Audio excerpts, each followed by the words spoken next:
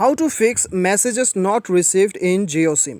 दोस्तों आज के इस वीडियो में मैं आपको बताऊंगा कि कैसे आप जियो सिम में यदि आप मैसेजेस रिसीव्ड नहीं कर रहे हैं तो उस प्रॉब्लम को कैसे आप सॉल्व कर सकते हैं। इस वीडियो में मैं आपको बताऊंगा, वीडियो के साथ बने रहिएगा। चैनल को सब्सक्राइब करके बेल आइकन को दबाना, साथ ही साथ दोस्तों इस वीडियो को एक लाइक कभी के अभी कर दीजिएगा।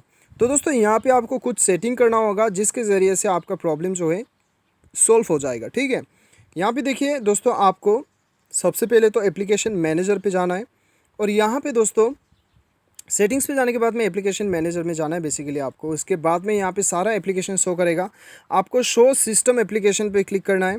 उसके बाद में दोस्तों यहाँ पे आपको मैसेज ढूंढना है। ठीक है, यहाँ पे FGHIJKLM यहाँ पे आपको मैसेज पे जाना है।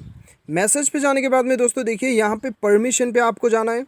अभी यहाँ पे आप देख सकते हो कि परमिशन मेरा ऑफ है, तो इसे ऑन कर देना है, स्टोरेज ऑन कर देना है और फ़ोन ऑन कर देना है।